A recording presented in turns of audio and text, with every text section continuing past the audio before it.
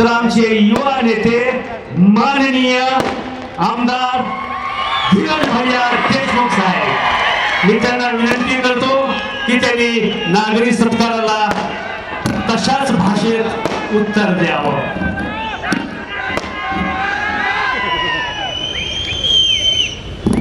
आज ह्या लातूर नगरीमध्ये आपल्या लाडक्या लोकप्रतिनिधी व लाडक्या नेत्याच्या नागरी सत्कारासाठी आपण सर्व इथं एकत्र आलेलो आहोत. ह्या कार्यक्रमाचे अध्यक्ष राज्याचे माजी मंत्री आदरणीय दिलीपरावजी देशमुख साहेब, ज्यांच्या शुभ हस्ते आज का हा सत्कार सोहळा होतोय, ते राज्याचे महसूल मंत्री व काँग्रेस पक्षाचे ज्येष्ठ नेते आदरणीय बाळासाहेब थोरातजी, कार्यक्रमाला आवर्जून उपस्थित आदरणीय आई, ज्यांच्यासाठी आपण सर्व इथं एकत्रित आलेलो आहोत, ते माझे लाडके अमित भैया व तुम्हा सर्वांचे आदरणीय या लातूर नगरीचे पालकमंत्री व या राज्याचे कॅबिनेट मंत्री, आमचे दुसरे राज्यातले राज्यमंत्री ज्यांचाही सत्कार इथं होतोय, संजय बनसुडेजी, नवीन निवडून आलेले, परत एकदा विधानसभेमध्ये ज्यांनी परत एंट्री केली, त्यांचे अहमदपूरचे आमदार बाबासाहेब पाटीलजी, या कार्यक्रमाला प्रमुख उपस्थिती लातूरचे महापौर विक्रांत गोजमगुंडे, आमचे स्नेही सहकारी अशोक पाटील भैयाजी, अशोक पाटील निलंगेकर साहेब, या कार्यक्रमाला विनंती म्हणून ज्यांनी व ह्या सर्व कार्यक्रमाचे ज्येष्ठ म्हणून ज्यांनी पुढाकार घेतला, ते रोडे सर, व्यासपीठावर उपस्थित अतिथी बहिणी, जिल्हाधिकारी, आपले कलेक्टर साहेब श्री श्रीकांतजी, इटनकरजी, उल्हास दादा व सर्व मान्यवर, वेळ अभावी आदरणीय व्यासपीठ, मोठ्या संख्येनं आपण सर्वांनी हा देखणा नागरी सत्कार सोहळा पार पाडतोय. खऱ्या अर्थानं राज्याचं मंत्रिमंडळ स्थापन झालं, राज्यामध्ये महाविकास आघाडीचं सरकार स्थापन झालं. पक्षाच्या वतीनं, कार्यकर्त्यांच्या वतीनं, पदाधिकाऱ्यांच्या वतीनं, किंवा प्रत्येक जिल्ह्यामध्ये प्रत्येक आपापल्या नेत्यांचं स्वागत मोठ्या चांगल्या पद्धतीनं देखणेपणाने सोहळे साधे होतात. पण किंबहुना लातूर हे लोकांनी घडून आलेला लोकसोहळा, आपल्या आवडत्या लोकप्रतिनिधीसाठी किंबहुना हा सर्वात चांगला देखणा सोहळा राज्यामध्ये असेल असं जर मी म्हणलो तर वावगं ठरणार नाही. बरंच काही झालं. 3 ऑक्टोबर पासून 30 डिसेंबर पर्यंत आपल्या लातूरसाठी हा 3 आकडा, ह्या सगळ्या विधानसभेच्या लढ्यामध्ये प्रत्येक 3 आकड्याला महत्व आलं. 3 ऑक्टोबरला आपण ह्याच भूमीवर आपलं प्रचाराचे शुभारंभ केले. त्या दिवशीच वरुण राजा आपल्यावर प्रसन्न झाला आणि ते 2 महिने प्रचाराचे 45 दिवस प्रचारामध्ये वरुण राजा आपल्यावर प्रसन्न झाला. रोडे सरांनी त्याचा उल्लेख केला की आपल्याला अशी भीती वाटत होती की परत एकदा विमानानं किंवा ट्रेननी तर पाणी आणावं लागलं तर काय. त्यांनी साहेबांचा या व्यासपीठावर उल्लेख केला. पण आपण लातूरकरांनी कुठेही गेलं, कोणतीही समस्या आपल्या समोर आली तर आदरणीय विलासराव देशमुख साहेबांची आठवण झाल्याशिवाय राहत नाही. कारण त्याचं एवढंच आहे की रोडे सरांनी जेव्हा अडचणीच्या काळामध्ये आपल्या भागामध्ये ट्रेननं पाणी येईल किंवा किंबहुना आता विमानानं पाणी आणावं लागेल का, असं जेव्हा उल्लेख केला तर ह्या दोन्ही बाबी लातूरला ट्रेन आणण्याचं काम आदरणीय विलासराव देशमुख साहेबांनीच केलं. लातूरला प्लेन आणण्याचं काम आदरणीय विलासराव साहेबांनीच केलं. आणि पुन्हा महापौरांनी सांगितलं की आपल्याला उजनीचं पाणी आणायचंय. त्याची देखील कॅबिनेटची मीटिंग साहेबांनीच औरंगाबाद मध्ये घेतली होती. किंबहुना साहेबांची दूरदृष्टी अशी होती की जिंदगी के साथ भी और जिंदगी के बाद भी माझ्या लातूरकरांना कधीही कोणतीही समस्या भेडसवणार नाही अशी व्यवस्था साहेबांच्या माध्यमातून साहेबांनी आपल्या कारकिर्दीमध्ये जे निर्णय घेतले ते फक्त आपल्याला आता पूर्णत्वावर न्यायचे. आणि ह्या सगळ्याच बाबींसाठी गोष्टींसाठी आपल्याला 97च्या काळामध्ये जेव्हा 95 मध्ये आपलं सरकार बदललं, 95च्या काळामध्ये लातूरने एक वेगळा निर्णय घेतला होता. आणि 97च्या काळामध्ये लातूरकरांच्या सेवेसाठी अमित विलासराव देशमुख रुजू झाले की ह्या लातूरमध्ये तरुणांचं संघटन उभं झालं पाहिजे, तरुणांचा आवाज ऐकला पाहिजे, तरुणांच्या सोबत आपण जाऊन मिसळलं पाहिजे, त्यांचे काय येणाऱ्या काळात प्रश्न असतील हे जवळून जाणून घेतले पाहिजे. साहेब आणि काका आपल्या पद्धतीने चांगल्या पद्धतीने काम करतच होते, पण तरुणांना एक वेगळा चेहरा, एक आपला वाटणारा माणूस त्या काळामध्ये अमित देशमुखांच्या माध्यमातून लाभला. आणि तो दिवस आणि आजचा दिवस वर्ष बोटावर मोजण्यासारखी आहेत, पण संघर्ष मोठा आहे. साहेब कॅबिनेट मंत्री राहिले, 95 मध्ये आमदार देखील नव्हते आणि 99च्या निवडणुकीमध्ये तुम्ही चमत्कार घडवला तर थेट साहेब राज्याचे मुख्यमंत्री झाले. बरं तसंच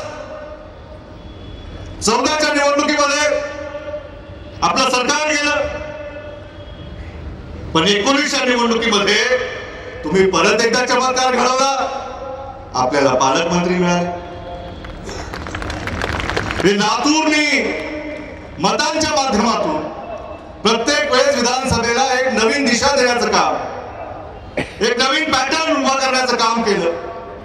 आणि आमच्या पक्षाने आदरणीय सोनियाजी गांधींचे आभार मानले पाहिजेत, आदरणीय राहुलजी गांधींचे आभार मानले पाहिजेत, आदरणीय प्रियंका गांधींचे आभार मानले पाहिजेत, आदरणीय बाळासाहेब थोरातांचे आभार मानले पाहिजेत की लातूरची काळजी साहेबांनंतर या सर्व नेत्यांनी लातूरवर बारकाईने लक्ष ठेवलं होतं की जेव्हा केव्हा पक्षाकडे संधी येईल, जेव्हा केव्हा पक्षाकडे असा पर्याय येईल की लातूरला योग्य वेळी योग्य संधी योग्य माणसाच्या माध्यमातून आता आपल्याला अमित भाई यांच्या रूपातून त्यांनी पालकमंत्रीपद किंवा किंबहुना राज्याच्या कॅबिनेटमध्ये मंत्रीपद देऊन दिलं.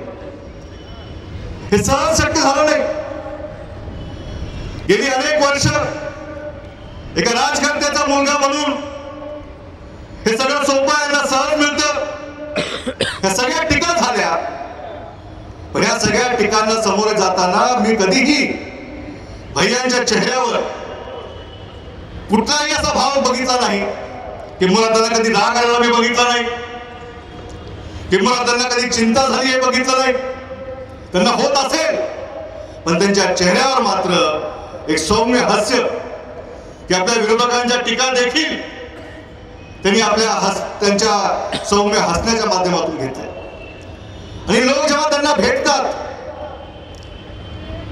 किंबहुना या लातूरच्या शहरामधले लोक नेहमी सांगतात की एक बार आपसे मिल लिया तो आपको हमारा दिल दिया.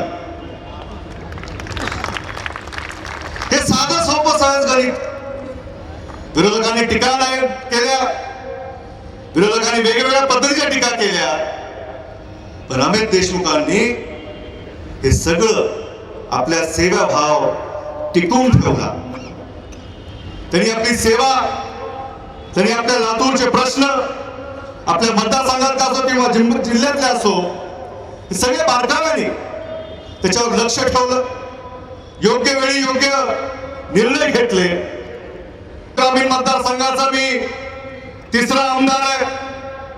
पहिलं वैजनाथ दादा, मग विषय नाना, आता मी माझ्या कुटुंबातला मी तिसरा बंधू अमित देशमुख, रितेश देशमुख, धीरज देशमुख, किंबहुना ज्याच लोकांना माहिती नसेल किंवा त्याच्यावर कोणी लक्ष देत नाही, काका देखील आपल्या कुटुंबामध्ये तिसऱ्या क्रमांकावरच आहेत. साहेब, आत्या आणि मग काका.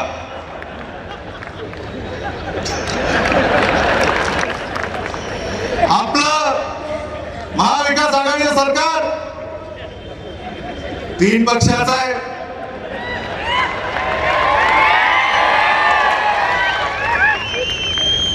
आपल्या अमित भाईला मंत्रीपद मिळणार, कधी मिळणार, आता तिथून ट्रेन बसावं का कार्यकर्ते रोज स्टेशनला जायचे आणि रोज परत यायचे. मी म्हणलं कॅलेंडरवर तारीख बघा, डिसेंबरचा महिना आहे, एक दिवस जाईल. आली तारीख कोणती?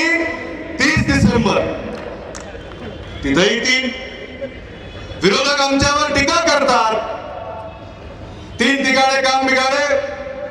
त्यांना सर्वांना मला एवढंच सांगायचंय, अहो जरा आमच्या देशाच्या तिरंग्याकडे बघा. त्या देशाचा अभिमान, स्वाभिमान ज्या 3 रंगाला बनलेला आहे, त्याच पद्धतीनं त्याचाच आधार धरून संविधानाला मानणारा हा महाविकास आघाडीचं सरकार हे 3 पक्षाचं सरकार आहे. ते म्हणतात आम्ही 3 चाकी ऑटो आहोत, 3 चाकी सरकार आहे. शेवटी कायदा सुव्यवस्था चांगली असावी, कायद्याचं पालन व्हावं.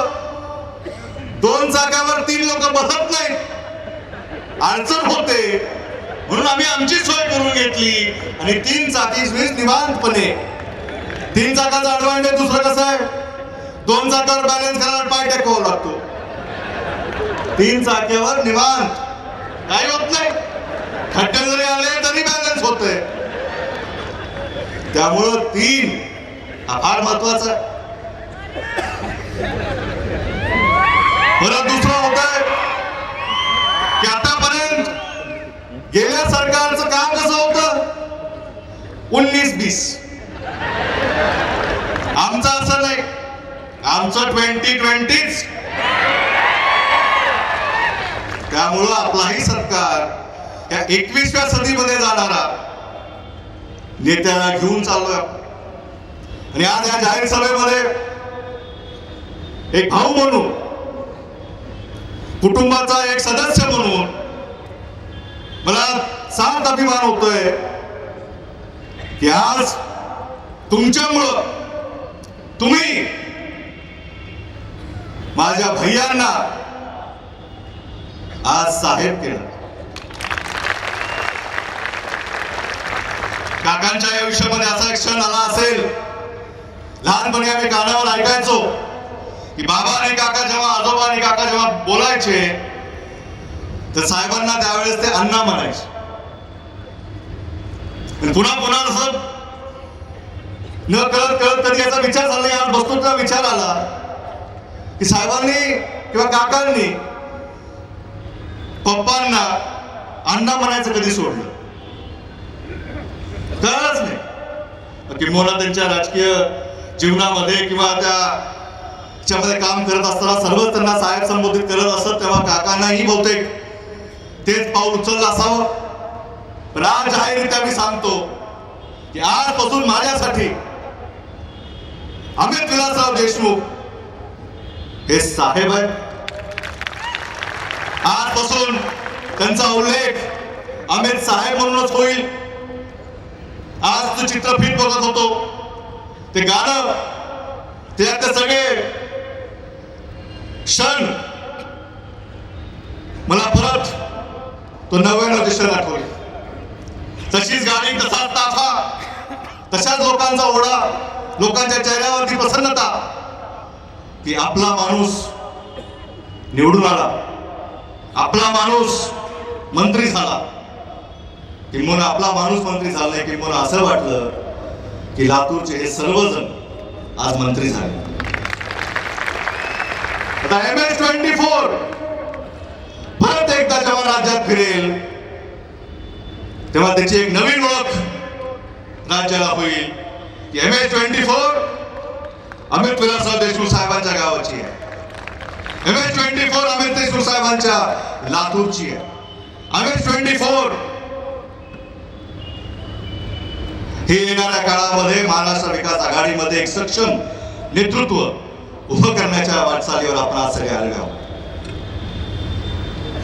वेळोवेळी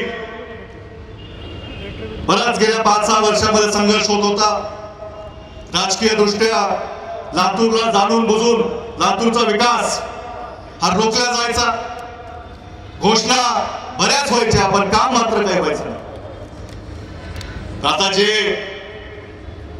आम्ही तेव्हाही नेहमी म्हणायचो की जे जास्त दिवस जास्त काळ विरोधी पक्षात असतात ते सत्तेत जरी आले तर विरोधी पक्षासारखंच वागतात आणि जे सत्तेमध्ये सत्तेचा उपयोग आपल्या जनतेच्या हितासाठी करत असतात जेव्हा त्यांना संधी मिळते त्या संधीचं सोनं केल्याशिवाय ते राहत नाही. आणि आज ती संधी लातूरला परत चालू आलेली आहे. ही संधी सहज आलेली नाहीये. ही संधी तुमच्या सर्वांच्या आशीर्वादामुळे आलेली आहे. मी माझ्या 3 ऑक्टोबरच्या भाषणात सांगितलं होतं, मतदान करू नका, आम्हाला आशीर्वाद द्या. आपण भरभरून असा आशीर्वाद दिला की लातूर मध्ये जिल्ह्यामध्ये 6 पैकी 4 आपले आमदार आपण निवडून दिले. 4 असे आमदार, तिथेही भेदभाव नाही. 2 काँग्रेस आणि 2 राष्ट्रवादी. आणि महाविकास आघाडीनं संधी देताना 1 मंत्रिपद काँग्रेसला, 1 मंत्रिपद राष्ट्रवादी. तुझ्या भाव नाही की सगळं आम्हालाच पाहिजे. मागच्या काळ असंच होतं. अशोक भैया बसले, मागच्या वेळेस सगळं राम नाम जपना और बाकी तुम्हाला माहिती आहे. रामाच्या नावानं होत नाही हो. विकासाच्या नावाने, विलासाच्या आशीर्वादाने आणि तुम्हा सर्वांच्या प्रेमामुळं आज हा दिवस आपण बघतोय. तुमच्या प्रेम जे अमित भाईवर आहे आणि ते प्रेम आमच्यावर त्यांच्या माध्यमातून त्यांच्यामुळं आज हे व्यासपीठ आम्हाला मिळालं. त्यांचा खरा अर्थानं नागरी सत्कार आहे. आता अमित भाई जिथं जातील त्यांच्या मागे 3 फ्री आहेत. तुम्ही 1च आहात, तुम्ही आहात, 3 आम्ही 3. तिथंही 3. म्हणजे काही अडचण नाही. सगळ्यांना मिळून बरोबर घेऊन जाण्यासाठी आपल्याला ह्या येणाऱ्या काळामध्ये त्यांच्या माध्यमातून चांगलं काम करून घ्यायचं. आज साहेबांची आठवण तर होतेच, पण मी साहेबांना आज मिस करत नाहीये. मला वाटत होतं की साहेब हा क्षण तरी जर बघितला असता तर कसं असतं. बऱ्याच लोकांच्या मनामध्ये असेल की साहेब आज असते, ते आज हा क्षण बघत असते त्यांना कसं वाटलं असतं. पण मला तसं वाटत नाहीये. कारण मला विश्वास आहे की साहेब हा क्षण बघतायत, साहेब हा क्षण अनुभवतायत. तुमच्या डोळ्यामुळे, तुमच्यामध्ये, तुमच्या मनामध्ये जे साहेब आहेत ते आज तुमच्या रूपाने त्यांना आशीर्वाद देत आहेत. आशीर्वाद एवढा देत आहेत की भरभरून तुम्ही चांगलं काम करा, यशस्वी व्हा आणि ह्या लातूरकरांचे किंबहुना महाराष्ट्र राज्याचे प्रश्न चांगल्या पद्धतीने सोडवतात. या अडचणीमध्ये सगळ्यांच्या जवळ जातात आणि परत एकदा काँग्रेसला राज्यभरामध्ये या सगळ्या नेतृत्वाच्या माध्यमातून अजून चांगले दिवस येतील. आमच्या तरुण आमदारांच्या मध्ये नेहमी ही चर्चा असते, म्हणलं हम अगर 44 है फिक्र मत करो, नंबर अभी कम है, दम बहुत बाकी है. येणाऱ्या काळामध्ये पक्षाला परत एकदा बाळासाहेब थोरात साहेब आहेत, अमित देशमुख साहेब आहेत, चव्हाण साहेब आहेत, या सगळ्या नेतृत्वाच्या माध्यमातून परत एकदा उभारीचे दिवस आपल्या सर्वांना आणायचे.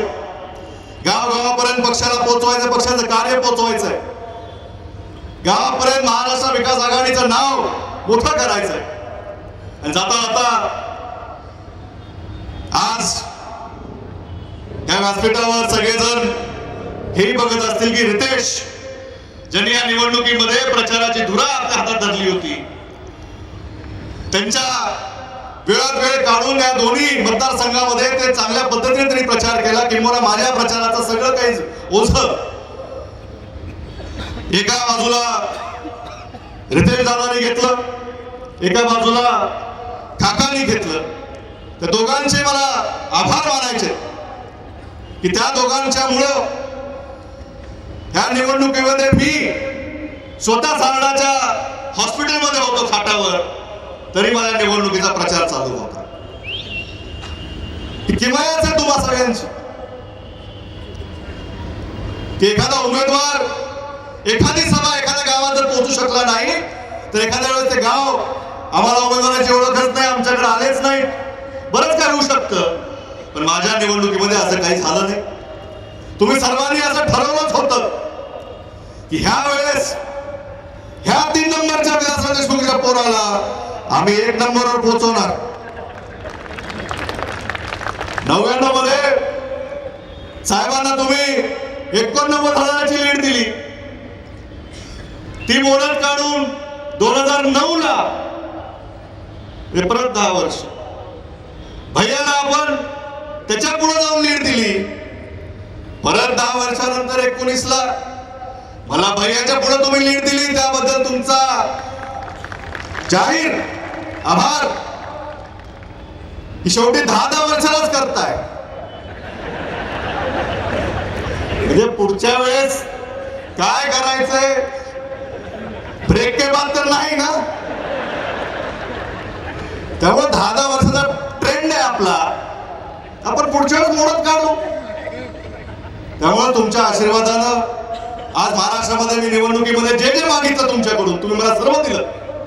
मी तुम्हाला विनंती केली होती की माझी ओळख जेव्हा मी विधानसभेत जाईन तेव्हा ती माझी ओळख विलासराव देशमुखांचा धाकटा मुलगा म्हणून नाही, अमित देशमुखांचा धाकटा भाऊ म्हणून नाही, दिलीपराव देशमुखांचा पुतण्या म्हणून नाही, ती ओळख काँग्रेस पक्षाचा ह्या मतदारसंघातून सर्वाधिक मताने निवडून आलेला आमदार म्हणून जी आपण करून दिली की लातूर ग्रामीणचा आमदार हा धीरज विलासराव देशमुख आहे. हे जे आपल्याला आपण मला जो आशीर्वाद दिला त्याबद्दल मी आपला कोटी कोटी ऋणी. साहेब नेहमी म्हणायचे लातूरचा मतदारसंघ जादूगार मतदारसंघ. एवढा आशीर्वाद, हे तुमच्या प्रेमाचं ओझं माझ्या डोक्यावर असंच राहू द्या. तुमच्या आशीर्वादाचा हात माझ्या डोक्यावर असाच राहू द्या. माझ्या तरुण बांधवांचा सहकार्याचा हात माझ्या हातामध्ये राहू द्या. येणाऱ्या काळामध्ये आपल्या भागाचा, आपल्या विधानसभा मतदारसंघातला काया पालट केल्याशिवाय, त्याला एक मॉडेल मतदारसंघ केल्याशिवाय आम्ही स्वस्थ बसणार नाही हा शब्द देतो आणि इथे थांबतो. आणि शेवटी जाताना एवढंच म्हणतो की रितेश देशमुखांनी ह्या सभेसाठी 2 ओळी त्यांनी पाठवल्यात, त्या भैयांसाठी आहेत किंवा लातूर मतदारसंघाच्या सर्व आमदारांसाठी आहेत. आणि त्यांच्या वतीनं त्या मी 2 ओळी आपल्या समोर मांडतो, माझं भाषण संपवतो. परिंदों को उड़ने की तालीम नहीं देते, वो खुद ही आसमानों की ऊंचाई नाप लेते हैं.